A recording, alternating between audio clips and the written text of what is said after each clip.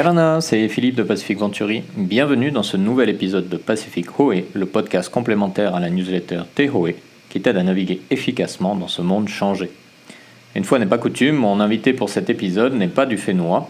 En effet, aujourd'hui, je reçois Olivier Parent, fondateur du magazine Futur Hebdo et du comptoir Prospectiviste, un bureau d'études en prospective stratégique situé sur Paris. Futur Hebdo est également le partenaire de Océanie Prospective, le blog de Pacific Venturi Media, dédié au futur du Pacifique que tu peux retrouver sur internet à océanie-prospective.com. À suivre une conversation avec Olivier sur le monde en 2040 dans sa version intégrale. Donc Olivier, bonjour. Bonjour. Merci de prendre le temps pour nos auditeurs. Alors ma première question, est-ce que tu peux tout simplement rapidement nous présenter ton travail et nous expliquer quel intérêt il y a à s'intéresser au futur dans un monde où le présent est déjà assez compliqué pour tout le monde? Oui, très bien. Avec plaisir. Eh bien, écoute, donc je suis directeur d'études prospectives. Donc j'ai fondé le comptoir prospectiviste il y a 5 ans. Et c'est surtout la suite logique ou la suite opérationnelle à destination des entreprises, des institutions publiques ou des organisations privées, d'une démarche qui a commencé il y a 15 ans avec la création de Futur Hebdo.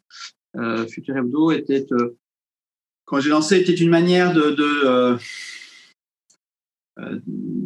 m'essayer à la science-fiction dans sa dimension la plus accessible, avec le plus fort impact sur le réel, qui est l'anticipation. Donc, c'est une forme de récit dans laquelle a été retiré de l'équation les extraterrestres, les pires des pires, etc. Donc, on est vraiment dans un sillon qui serait une continuité plus ou moins proche du réel. Et souhaitant ou ne pouvant pas me lancer dans du roman, j'ai créé une forme de rédaction qui s'appelle le journalisme prospectiviste, qui est une forme rédactionnelle où, à partir d'éléments objectifs qui sont les postulats de base, on les projette dans un avenir spéculatif et on écrit à la manière d'un journaliste qui serait déjà dans cet avenir spéculatif advenu. Donc ce sont des textes courts, mais qui raconte un aspect de la vie du quotidien dans cet avenir. J'ai écrit pas loin de 500 brèves de presse dans cet esprit, sans convergence d'ailleurs. Il y a des sujets qui partent chacun dans leur propre direction. C'est pas du tout, Futur Hebdo n'a pas du tout vocation à enfermer l'avenir et accueille beaucoup de rédacteurs. Après, de manière opérationnelle, voilà, donc j'ai rencontré une personne qui maintenant est devenue un de mes associés, qui est Christian Gattard, en 2007. Il écrivait un de ses bouquins qui s'appelait Nos 20 prochaines années.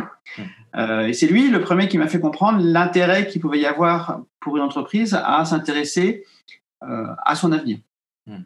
Et en fait, maintenant, la démarche, on va dire maintenant qu'elle est un peu plus formalisée, c'est de dire il n'y a d'intérêt à parler des avenirs d'une organisation humaine, des individus, que pour le présent. C'est-à-dire que on n'est pas là pour coloniser l'avenir, comme dirait Reid Miller de l'UNESCO, mais on est là pour se préparer à l'avenir. C'est-à-dire que quand on évoque les différents scénarios, les différentes éventualités, les différents potentiels d'avenir qui se trouvent à disposition de l'humanité, pour faire simple, il n'y a d'intérêt de parler de ces avenirs que pour éclairer les actes du présent d'une lumière particulière, qui est la lumière de la conséquence, cause et conséquence. Qu'on soit un individu, une association, une institution ou une organisation privée, qu'on soit membre, un collaborateur ou un dirigeant de ces organisations, chaque acte qui est posé va avoir une conséquence sur l'avenir. Et prendre conscience de cette conséquence permet de prendre conscience des tendances qui vont se construire et qui vont faire que l'organisation humaine va être plus ou moins prête aux avenirs qui se présentent à elle. Donc voilà. Donc ce qui fait que le comptoir fait du conseil stratégique auprès Alors ça peut être des choses assez techniques, comme pour le CNES dans l'aérospatial, ou des choses beaucoup plus liées au quotidien, comme l'agriculture, comme l'alimentation, même comme l'avenir du bénévolat pour la Croix-Rouge, en essayant de faire comprendre à ces organisations, en les accompagnant d'une manière assez humaine, sur cette prise de conscience que nous sommes bâtisseurs de nos propres avenirs, tout en gardant en tête, et ça je pense que c'est le plus important, donc, qu'on se prépare à l'avenir, on ne colonise pas l'avenir, parce que les mathématiques, la physique, la biologie nous ont appris, enfin les sciences physiques nous ont appris qu'il n'y a pas de déterminisme. Donc si on prévoit trop, c'est un peu vain, parce que les théories du chaos nous rappellent que le réel peut prendre le chemin qu'il a envie de prendre, parce qu'on n'aura jamais moyen de mesurer de manière infiniment précise les paramètres initiaux. Donc ces infimes variations, ce qu'on appelle l'effet papillon, peuvent avoir des conséquences très très fortes. De la même manière, en prospective, on parle des signaux faibles, où un élément qui paraît anodin peut avoir un impact très fort sur l'avenir. Donc, tenons compte de tous ces éléments, eh bien, le présent a comme impératif de se préparer à cet avenir. Donc les organisations économiques, les entreprises, les institutions ont pour impératif de se préparer à ces avenirs, et nous les accompagnons dans cette démarche. D'accord. C'est un peu anticiper les ricochets du présent, en fait. Exactement, c'est exactement ça. Exactement ça, oui, tout à fait, oui, c'est ça. Sachant que, anticiper les ricochets du présent, ou anticiper les ricochets d'une boule de billard sur le billard, sachant que les bandes du billard bougent en permanence. Oui. Elles ne sont pas figées. C'est pas linéaire, quoi. Exactement. Ouais. Donc c'est plutôt inciter les gens à une forme d'agilité, à une forme de curiosité, d'intelligence, qui va à l'encontre de peut-être cette habitude que l'on a issue de la société de consommation, où on est installé dans le présent, on veut les choses, on veut consommer, on veut des assurances, tout doit arriver très vite, etc. La prospective incite plutôt à réinjecter dans la société humaine, dans les individus, la culture de l'anticipation. C'est-à-dire que tout est mouvant, tout est fluide, et on est plutôt comme un surfeur sur la vague. Et le surfeur sur la vague, il connaît la vague, mais il sait que la vague, elle va avoir sa propre dynamique. Il n'influence pas la direction de la vague. Par contre, il peut, avec talent, parfois avec art, pouvoir faire des figures extraordinaires sur la vague, et c'est ce qu'on incite les commanditaires qui nous consultent à faire acquérir cette agilité du surfeur sur la vague. C'est Isaac Asimov qui, parlant du temps, parlait de la vague, a utilisé l'image de la vague, où il disait que l'individu, l'humanité n'a pas vraiment d'impact sur la vague.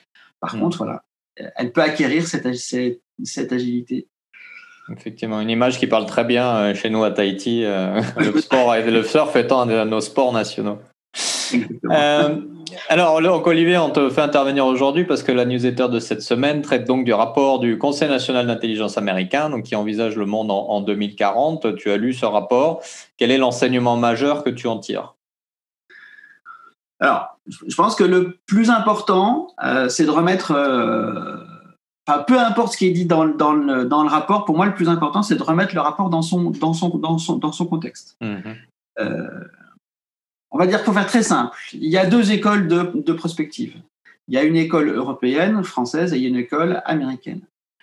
L'école européenne, l'école française, est issue de Gaston Berger et qui prône une prospective, on va dire, sociale. Une prospective qui va essayer d'éclairer les décisions pour construire pour la communauté humaine un avenir souhaitable.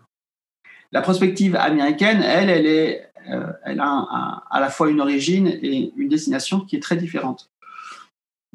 La prospective américaine, on va dire, pareil, je simplifie, mais Elle est directement issue de la Seconde Guerre mondiale, de l'effort de guerre qui a été la construction de la bombe américaine, hein, qui a donné les deux bombardements en août 1945 sur Hiroshima et Nagasaki, qui a donné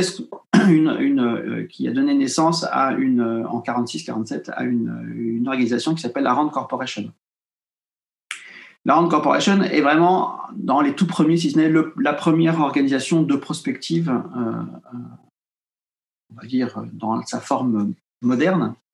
Et la Rand Corporation sert la prospective américaine, qui est une prospective qui est au service des États-Unis et de l'entrepreneur. C'est une prospective qui cherche à être opérationnelle, qui cherche à fournir les éléments de décision, de compréhension pour l'entreprise, pour développer des produits, pour développer des services. Donc c'est une prospective qui est, on va dire, qui est fermée, qui va être de l'ordre, on va dire, du secret industriel, alors que la prospective française, européenne, va être de l'ordre du partage, de l'ordre de la communauté humaine. Et surtout la prospective américaine, avec le rapport que tu citais, est un moyen de soft power pour les Américains. C'est-à-dire, c'est un moyen d'influencer sur le monde. Si ils diffusent de manière libre un tel document, c'est pas neutre. C'est pas neutre. Il faut s'interroger à qui profite le crime. Et ces publications sont censées aller dans le sens du soft power, donc c'est-à-dire une influence non violente, culturelle, de l'ensemble des décisions qui sont prises au profit des Américains. Et c'est ça, je pense, qui est le plus important. Après, on peut s'intéresser aussi, et là, c'est là où c'est très intéressant, c'est en lisant un tel document, c'est de se poser la question du delta qu'il y a entre donc, on va dire, les positions américaines sur l'avenir du monde et les positions, on est en France, donc les positions françaises. Et de voir un petit peu pourquoi est-ce qu'il peut y avoir soit des convergences, soit des divergences. Elles sont basées sur quoi ? Sur quel postulat ? Sur quel signal faible ? Quels sont les facteurs de croissance qui ont été injectés du côté américain ou qui va être utilisé du côté français ? C'est-à-dire que pour moi, ce genre de document n'est surtout pas à prendre comme parole d'évangile, mais comme moyen d'analyse du réel, comme moyen d'analyse de nos différences culturelles. Pardon. Je reprends, comme ça tu pourras couper. Merci. Comme moyen d'analyse du réel, comme moyen de compréhension des différentes finalités.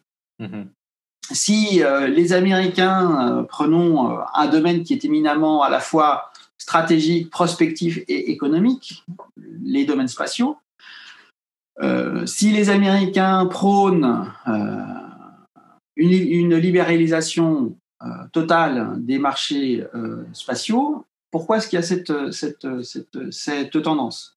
On voit très bien que sur un plan commercial, la station ISS est un échec total. C'est-à-dire qu'il n'y a rien de majeur qui aurait été développé en termes d'innovation. Pourquoi ? Parce que les conventions qui sont à la base de la construction d'ISS font que tout développement industriel, technologique qui est fait sur ISS doit être partagé avec les membres qui ont participé à l'élaboration d'ISS. Quand un Donald Trump, quand il était encore président des États-Unis, disait qu'il voulait privatiser ISS, c'est pas qu'il voulait plus payer, c'est qu'il voulait que ISS passe sous mandat privé pour que, à nouveau, des règles de propriété industrielle puissent s'y appliquer. Donc, pour que les industriels américains puissent monter à bord d'ISS pour développer des produits et sous brevet sans avoir à partager avec qui que ce soit. Pourquoi est-ce qu'on voit se multiplier des projets de stations privées ? C'est pour effectivement injecter de la performance industrielle à la mode américaine. Voilà.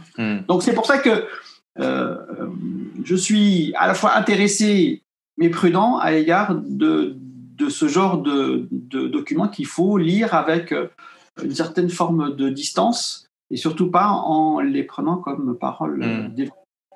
En fait, c'est plus une façon de se dire, on voit vers quelle direction les Américains veulent aller, donc on peut anticiper, nous, notre propre stratégie en tenant compte de ces éléments-là. Est-ce qu'on va dans le même sens ou pas? Et dans ces cas-là, quelles seront les conséquences, quoi? C'est même pire que ça. C'est que ce qu'ils publient, c'est surtout pas vers quoi ils vont aller. C'est-à-dire que c'est quasiment de la désinformation, ce genre de document. Parce que moi, je le prends comme ça. C'est-à-dire que s'ils le publient, s'ils le laissent en libre accès, c'est que ça n'a rien de confidentiel. Oui. Même si c'est publié soit par la NSA, soit par la CIA, soit par le conseil, machin chose, etc. S'ils le publient, c'est qu'ils savent que c'est en open source. Oui. Donc tout le monde peut le lire. Donc si tout le monde peut le lire, il n'y a plus rien de confidentiel. Donc c'est de se dire, pourquoi est-ce que les Américains publient ça? Qu'est-ce qu'ils veulent nous influencer? Enfin, dans quelle direction ils veulent nous influencer? C'est plutôt il faut le lire en creux. Il faut le lire à mon sens et non pas comme étant la politique officielle américaine. Non, c'est ce qu'ils voudraient bien nous faire croire, les influences qu'ils voudraient bien nous faire prendre, peut-être pour se laisser, eux, plus de liberté dans tel ou tel domaine. C'est ce que je disais, par exemple, là, sur ISS. C'est pas parce que Trump en avait marre de payer seul le fonctionnement d'ISS. Non. C'est qu'il voulait pouvoir privatiser pour pouvoir réinjecter du développement industriel sous secret industriel, sous brevet. D'accord. Ça n'a rien à voir. D'accord, intéressant. Alors, un élément qui est dans le rapport et qui, a priori, et là, par contre, est partagé par beaucoup, c'est l'impact de la pandémie sur le présent et sur le futur. Et on peut déjà anticiper que certains des effets de la pandémie vont avoir des effets à long, voire très long terme. Donc, selon toi, quels sont déjà les effets que tu identifies comme ayant un impact, qu'il soit positif ou négatif, comme pouvant avoir un impact à long terme sur nos sociétés? Sans jouer à la devinette, mais par rapport aux analyses que tu es actuellement.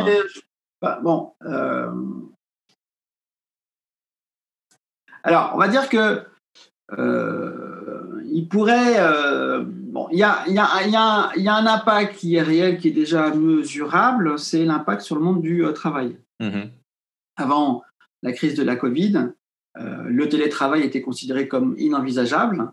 Alors après, il y a des domaines dans lesquels ça ne marche pas. Tout ce qui est primaire, secondaire, il faut des gens derrière. C'est pas possible. Mais dans les domaines tertiaires, ce télétravail qui était inenvisageable, finalement, marche plus ou moins bien. Il y a des attentions psychologiques qui sont apportées à l'égard des collaborateurs qui ont effectivement besoin, et c'est légitime, d'avoir un contact avec les équipes, avec la hiérarchie. Donc ça, mais on s'aperçoit que ça peut fonctionner. Après, est-ce que ça va être généralisé? Ça, c'est une vraie question. En tout cas, ce télétravail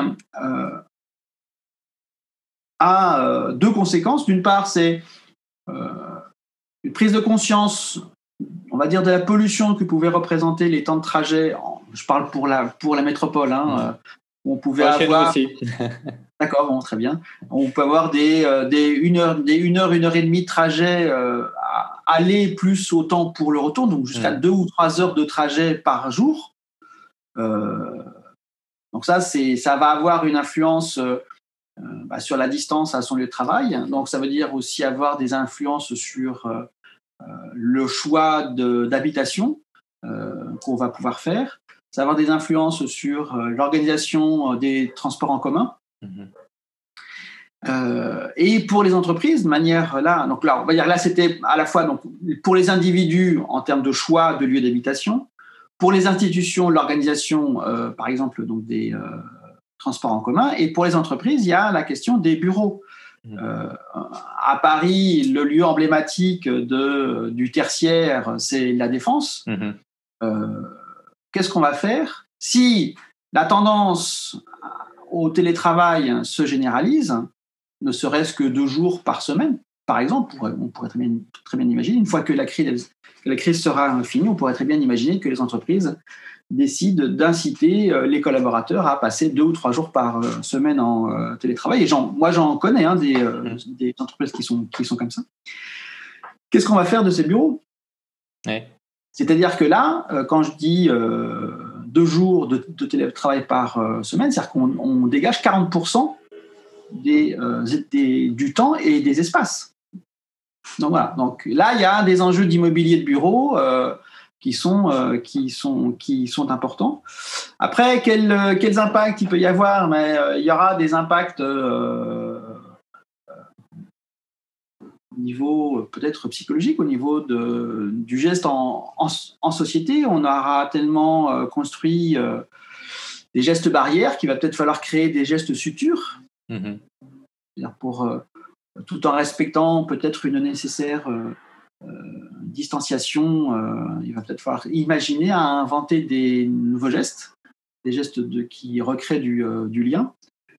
On peut s'interroger, qu'est-ce que ça peut avoir sur les jeunes générations ? Alors c'est sûr, c'est pas une guerre mondiale. Personnellement, moi j'ai mes parents qui ont connu la Seconde Guerre mondiale. Ils avaient 19 et 15 ans à la Libération.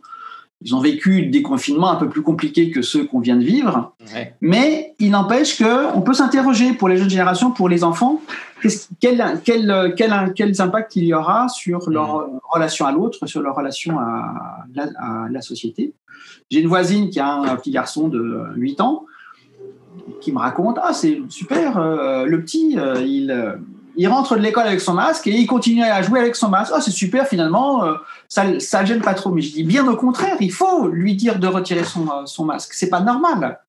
Il ne faut pas passer dans la norme.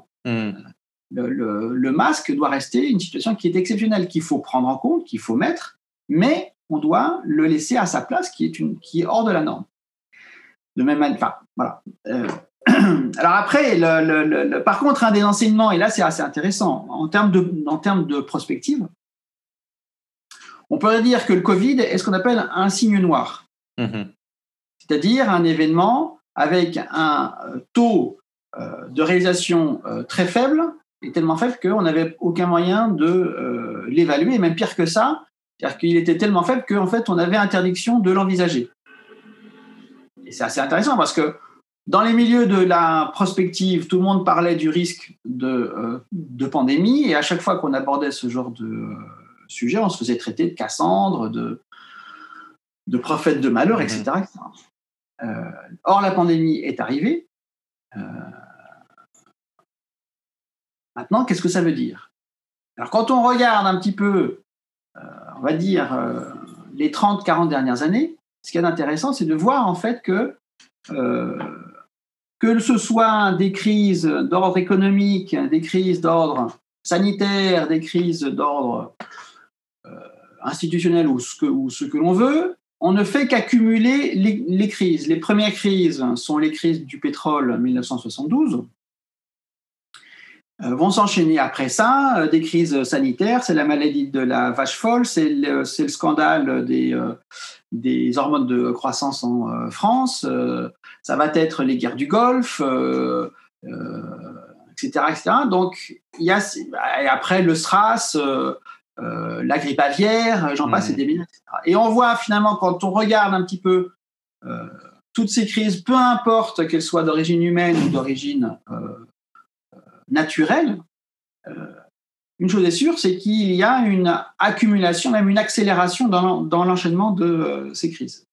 Ce qui veut peut-être dire qu'en termes de résilience, cette capacité à la base d'abord psychologique, qui a été décrite à partir de cette capacité de rebond que les victimes de l'Holocauste ont fait preuve à leur libération à la fin de la Seconde Guerre mondiale, qu'on a appliqué après à des organisations humaines comme la ville, par exemple.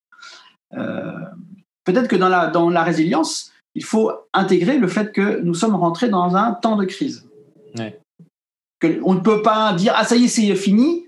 Non, si celle-là, elle est finie, c'est qu'il y en a une autre qui arrive. Ce qui veut dire, on en revient à la prospective, cette résilience doit cultiver chez les individus comme dans les organisations humaines des facultés d'anticipation, accepter le fait d'être toujours en train de envisager, peut-être pas le pire, mais en tout cas envisager de ne pas rester figé, de ne pas rester installé dans des situations qui sont trop confortables pour être honnête. Ouais. Donc voilà. Après, si on s'intéresse à la crise de la Covid, il y a un enseignement environnemental qui est à prendre en compte. C'est que s'il y a eu, peu importe que l'origine de la Covid soit un accident de laboratoire ou une émergence spontanée, etc., il y a une chose est sûre, c'est que la crise de la Covid est la conséquence de l'effondrement des écosystèmes qui mettent en contact des cellules d'écosystèmes qui n'ont pas vocation naturelle à être en contact les unes avec les autres.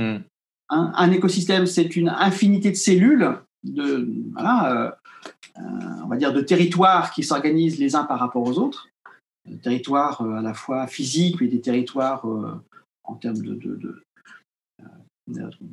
comment on dit, d'interaction aussi. Et si on voit apparaître de plus en plus les SRAS, ce genre de choses, c'est qu'il y a des cellules d'environnement avec des conditions très très différentes qui tout d'un coup rentrent en contact et on voit passer comme ça ces contaminations qui n'auraient pas dû avoir lieu. Donc ça doit aussi nous interroger sur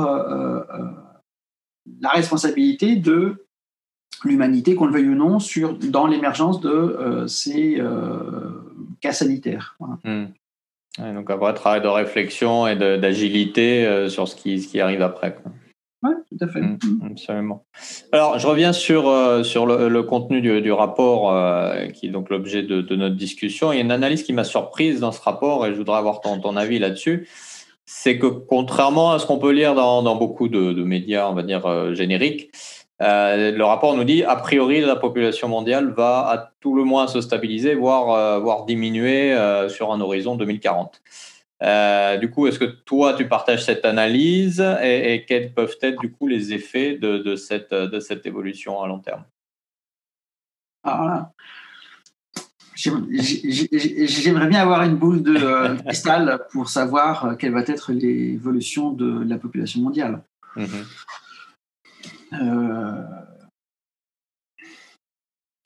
Vraiment, je suis incapable et je m'avancerai pas à donner un pronostic sur l'évolution de la population mondiale. J'ai assisté à des conférences de la FAO qui prévoit c'était en 2015, qui prévoyait pour 2050 ou 2060 un amortissement de la croissance de l'humanité avec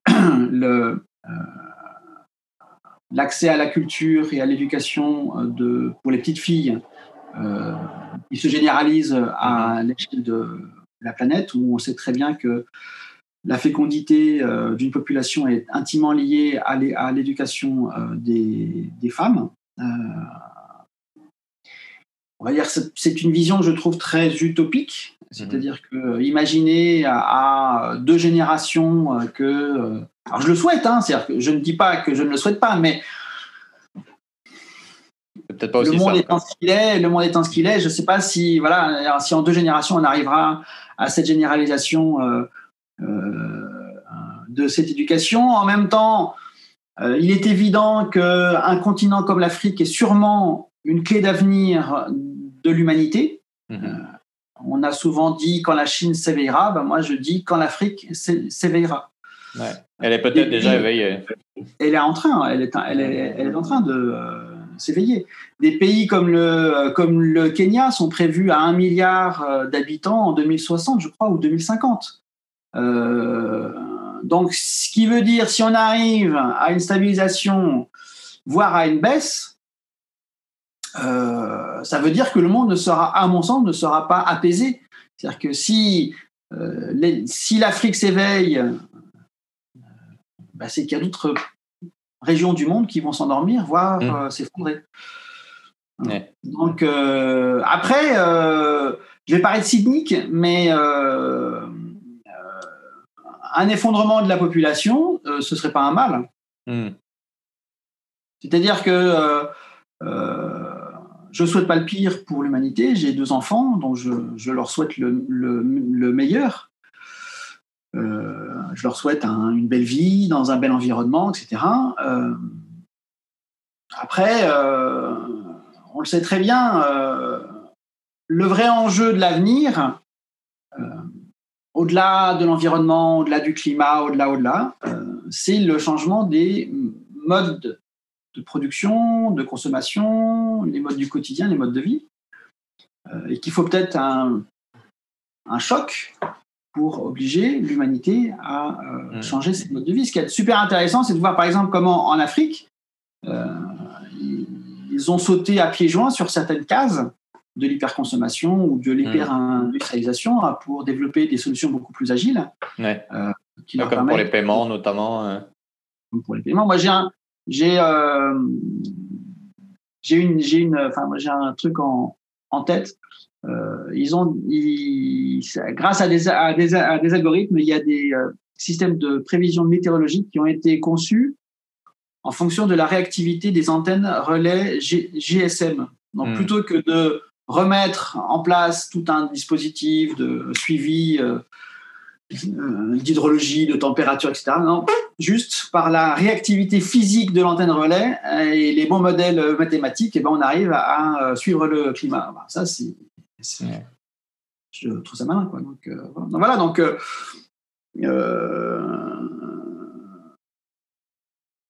voilà. C'est ce que je te disais, c'est-à-dire que l'avenir de la population, je sais pas. Par contre, il y a des enjeux qui vont émerger de ces évolutions de population. Ouais. C'est intéressant ce que tu dis, parce que je repense à l'analyse que tu faisais du rapport tout à l'heure, et dans son aspect, on va dire, stratégique à court terme pour les États-Unis. Et le rapport est quand même très orienté avec des notions de croissance, de progrès économique, etc. Donc on sent qu'il y a derrière effectivement l'aspect, le plan de développement des États-Unis par rapport à leurs besoins. Et toi, tu nous parles effectivement de cette réflexion profonde sur les modes de consommation et les modes de production dont on entend beaucoup parler depuis la pandémie, et qui me rappelle un petit peu le concept de Kate Raworth à propos de la donut economy, où on arrête de parler de croissance et plus de développement. Et finalement, est-ce que ce qui manque dans ce rapport, c'est pas l'imprévu, ce qui est toujours difficile à anticiper, mais c'est la conscientisation qui sort de cette pandémie et qui pourrait amener à une complète redirection du système vers quelque chose de pour l'instant pas forcément bien anticipé, en tout cas sur ce que ça pourrait devenir. Ce qui serait intéressant, ce serait que la Chine, elle produise ce même genre de documents.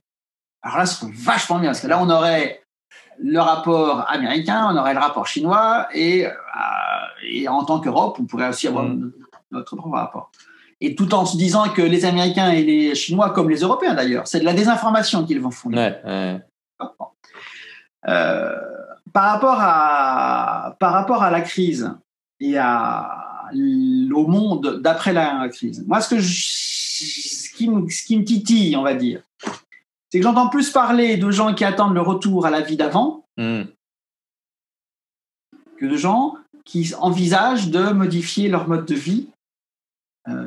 Donc, ce qui veut dire production, consommation, conception, production, consommation, à la lumière du choc qu'a été la crise sanitaire. J'entends que on parle souvent du mode de vie à la française, les terrasses de café, etc. Ouais, très bien. Ouais. Mais si c'est pour continuer à consommer du produit que l'on fait venir par des chaînes logistiques colossales, extrêmement puissantes, qui appartiennent à des multinationales qui sont hors du spectre d'influence des États.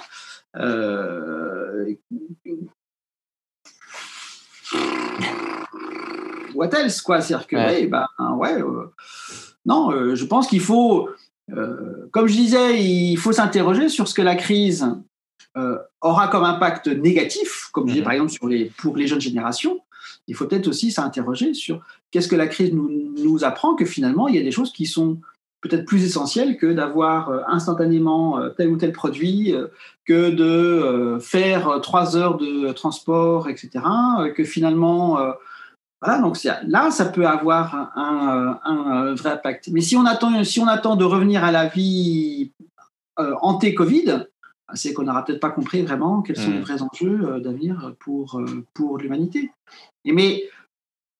Et en plus, avec effectivement l'influence et l'intoxication de documents comme celui dont on parle, qui eux sont toujours sur, comme tu disais, des notions de productivité, de rentabilité, donc de progression, alors qu'il faut peut-être effectivement s'attacher à des notions de développement. C'est pour ça que moi je dis il faut arrêter de parler d'innovation, il faut revenir au mot progrès. Ça peut être un progrès qui peut être technologique, un progrès sanitaire, un progrès environnemental, un progrès climatique. C'est-à-dire que le mot progrès, on peut lui mettre n'importe quelle coloration. Mais, je le disais avant le Covid, mais maintenant qu'en période de Covid, tu vois, ça prend une autre dimension. Souvent, je dis que l'innovation agit comme un virus. Le virus n'a de finalité que d'assurer sa propre réplication. Qu'est-ce que fait l'innovation? Elle fait exactement pareil.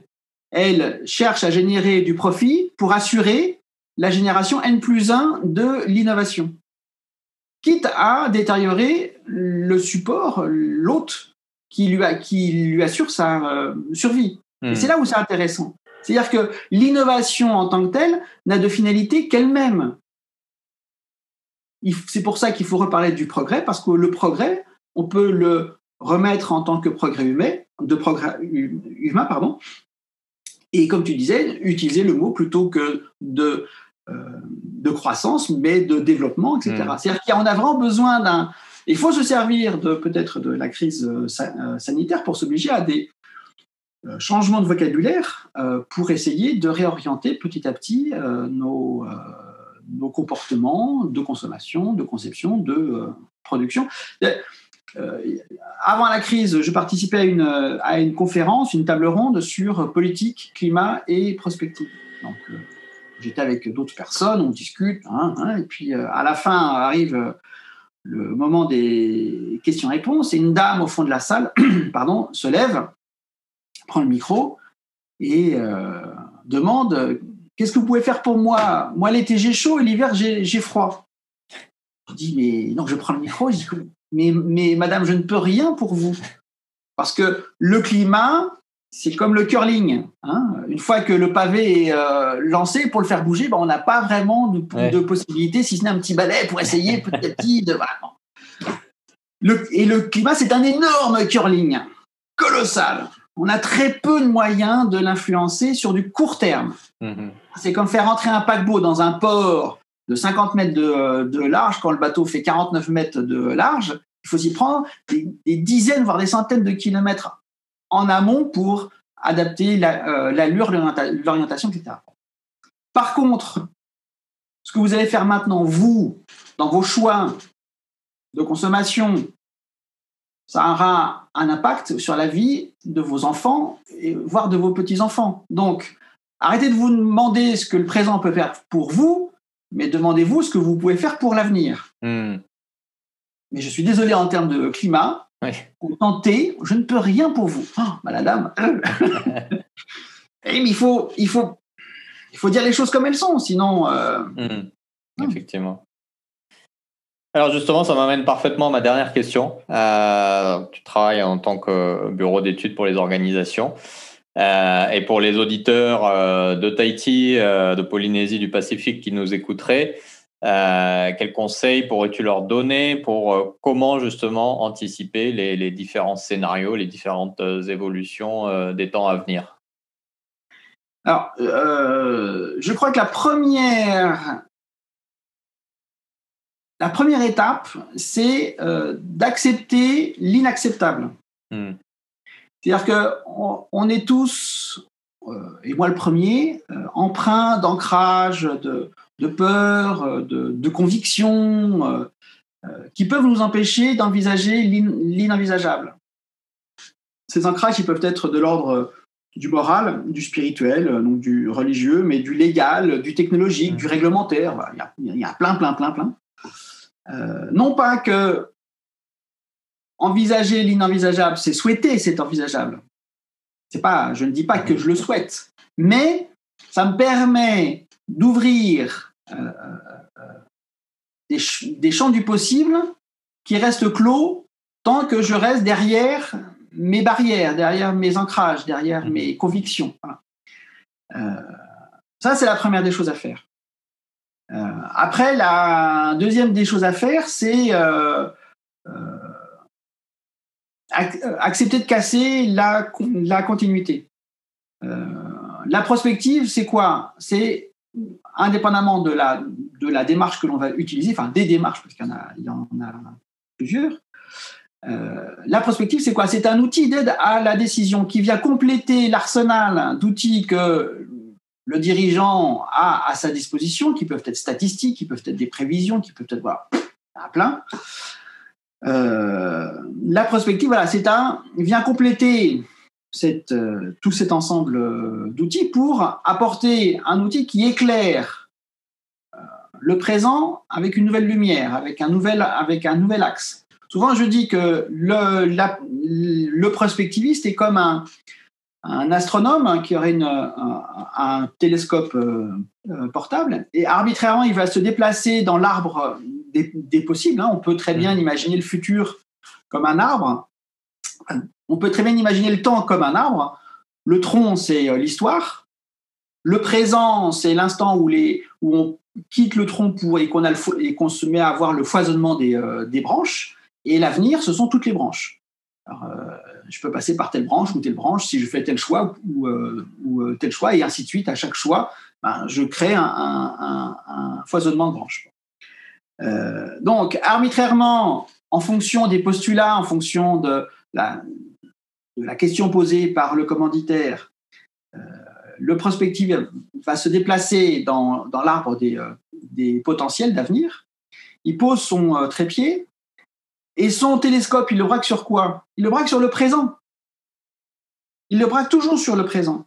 Et à ce moment-là, se déplacer dans cet arbre des potentiels permet de regarder le présent, donc les décisions qui sont à prendre, en changeant de perspective. Donc, on n'est plus enfermé dans l'ornière du présent, on n'est plus enfermé dans la continuité linéaire des statistiques, mais on s'autorise de regarder de biais, de regarder à partir d'autres points de vue, ce qui permet de faire apparaître des points de vue, de faire apparaître des solutions, de faire apparaître des idées qui ne seraient pas apparues d'une autre manière. D'accord, intéressant. J'aime beaucoup cette image d'arbre. Et du coup, la question que je me pose, c'est les racines. Du coup, c'est quoi? Alors, c'est assez intéressant. Donc là, c'est plus tant de la prospective on va dire que des humanités. Mais alors, personnellement, je parle de la prospective comme du troisième temps de l'histoire de l'humanité. D'accord. Il y a l'histoire au sens strict, au sens propre, qui est observée par les historiens.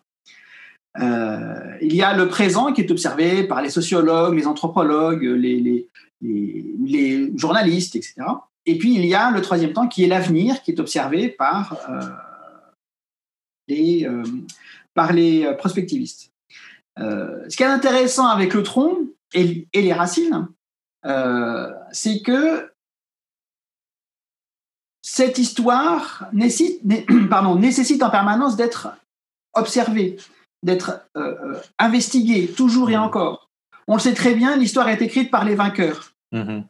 Donc, il est intéressant, à la lumière de découvertes archéologiques, dans les fonds, dans les fonds d'archives, aller fouiller, s'apercevoir que finalement tel événement il ne s'est pas passé comme ça. On nous l'a transmis de la sorte parce que c'est tel monarque, c'est tel dirigeant, c'est tel chef de guerre qui avait tout intérêt à nous faire croire que l'histoire était écrite de la sorte. Mais non. En fait, ça s'est passé comme ça maintenant. Et ce qui fait que ce tronc, il n'est pas figé, ses racines, elles ne sont pas figées, elles sont en perpétuel mouvement.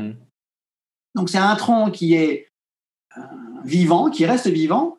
Et ce qu'il y a d'intéressant, c'est que, comme je disais que la prospective n'a d'intérêt que pour le présent, de même manière, les anthropologues, les historiens, les archéologues, les paléoanthropologues, pourquoi est-ce qu'ils regardent dans le passé? C'est toujours pour éclairer le présent. C'est-à-dire que l'on regarde dans le passé ou que l'on regarde dans les avenirs, on travaille toujours à construire un présent qui soit à la disposition de l'épanouissement de chacun et de chacune qui y vit, quoi. Voilà. Et je pense que c'est cette notion de cet arbre vivant, de cet arbre qui continue à évoluer. Enfin, tu parlais de racines. Une des dernières racines qu'on a redécouvertes pour l'humanité, c'est l'épopée de Gilgamesh, donc l'homme qui ne voulait pas mourir, qui est le plus ancien mythe écrit qui nous a été transmis et qu'on a redécouvert au milieu du 19e siècle sur les ruines de Ninive dans l'actuel Irak,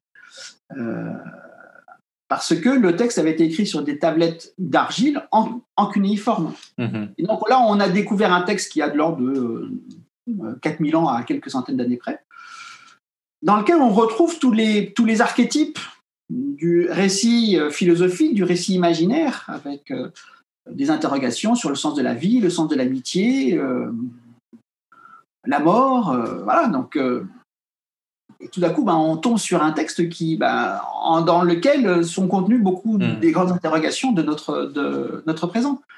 Et c'est pour ça que souvent, quand j'essaie aussi d'expliquer la prospective, je prends l'image du vecteur mathématique. Pour faire un vecteur en maths, il faut un point, il faut une direction et une force.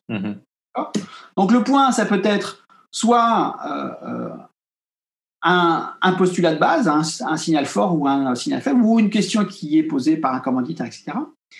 Et après, la force et la direction, ça va être les différentes opportunités qui se présentent. Mais pour que le tir soit assez précis, il faut qu'on puisse avoir une force. Donc, il faut s'éloigner du point de départ comme un archer qui va essayer d'avoir la plus grande amplitude pour bien diriger sa flèche.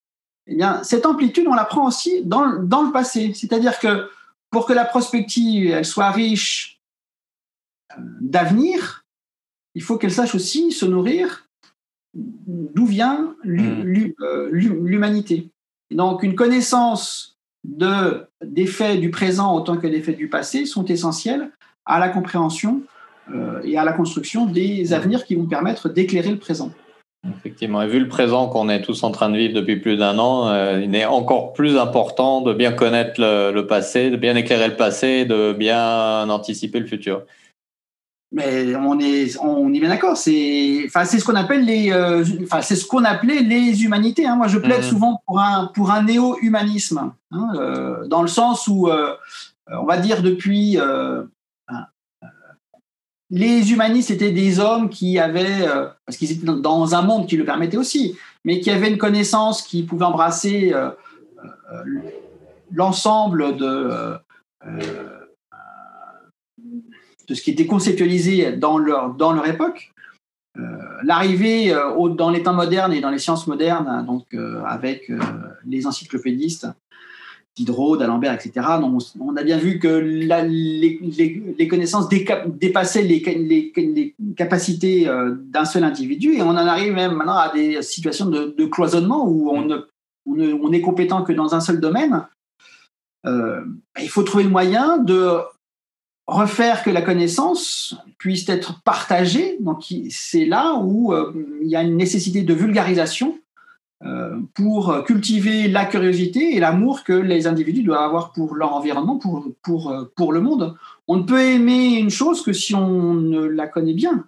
Voilà, donc, comme je dis, moi, je souhaite à n'importe qui d'avoir des émerveillements, être assis sur le palier, sur le perron de l'univers et de s'émerveiller en permanence de ce qui nous entoure. Si on est blasé, c'est fini.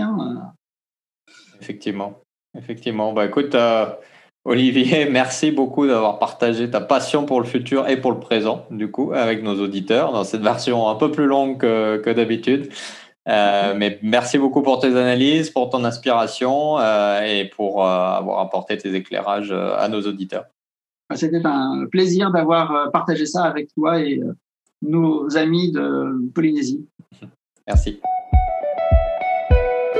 Voilà, j'espère que cette conversation avec Olivier Parent t'aura éclairé sur le thème de la newsletter d'aujourd'hui qui te proposait une analyse détaillée du rapport Global Trends 2040 du National Council of Intelligence. Tu peux retrouver la newsletter d'aujourd'hui sur nos réseaux sociaux ou notre site internet où tu peux également t'y inscrire gratuitement pour recevoir dans ta boîte tous les prochains numéros. N'hésite pas à partager cet épisode avec ton entourage et à le noter ou le commenter sur ta plateforme de podcast préférée. À la semaine prochaine pour un nouvel épisode, un nouveau thème, Nana.